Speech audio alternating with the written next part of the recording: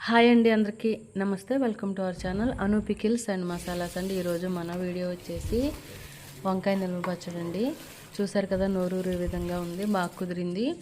దీనికి కావాల్సిన పదార్థాలు తయారు చేసే విధానం చూసేద్దామండి. నేను 2 కిలోలు ముదురు వంకాయలు తీసుకున్నానండి. పండు వంకాయలు తీసుకుంటే పచ్చడికి ఇంకా బాగుంటుంది.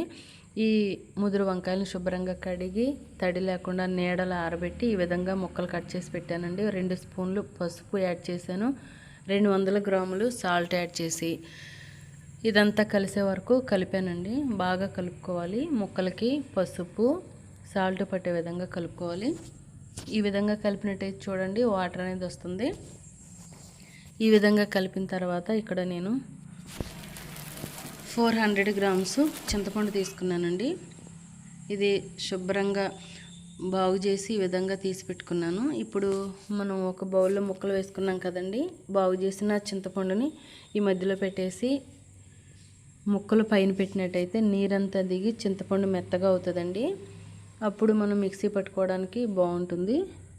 చూడండి, ఈ విధంగా చేశాను. ఫ్రెండ్స్, ఫస్ట్ టైం కానీ మన ఛానల్ చూస్తున్నట్టయితే తప్పకుండా సబ్స్క్రైబ్ చేయండి. ఈ వీడియో కానీ నచ్చినట్టయితే లైక్ చేయండి, షేర్ చేయండి.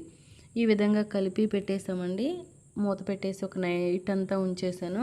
మార్నింగ్ చూసేసరికి చింతపండు బాగా మెత్తగా నానిపోయింది.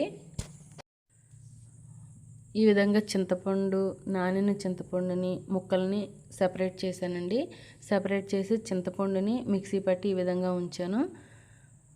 ఇప్పుడు మనం ఆ ముక్కల్ని తీసుకొని అదే బౌల్లో వేసుకొనండి. ఒక స్పూను పసుపు, 100 గ్రాములు సాల్ట్ యాడ్ చేశానండి. మనం ముక్కల్లో సాల్ట్ యాడ్ చేసాము, పసుపు కూడా యాడ్ చేసాము, అందుకే తగ్గించి ఇప్పుడు కలిపాను. ఇక్కడ 4 స్పూన్లు మెంతులు, 2 స్పూన్లు ఆవాలు దోరగా వేయించి పౌడర్ చేసి పెట్టి అది కలిపానండి.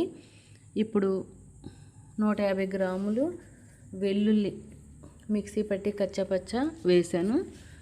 దీంతోపాటు 400 గ్రాములు పచ్చికారం అండి, ఇది కూడా యాడ్ చేసి 1 లీటర్ ఆయిల్ యాడ్ చేశానండి. వేరుశనగ నూనె లేదా నువ్వుల నూనె వాడుకోవచ్చు. నేను ఇక్కడైతే వేరుశనగ నూనె వాడాను. ఇప్పుడు ఈ పచ్చడంతా కూడా బాగా కలుపుకోవాలండి. ముక్కకి ఈ వెల్లుల్లి, ఆవు పిండి, మెంతు పిండి, పసుపు, ఆయిల్ ఇవంతా పట్టే విధంగా, చింతపండు గుజ్జు పట్టే విధంగా బాగా కలిపేసి తాలింపు పోసుకున్నట్టయితే బాగుంటుందండి.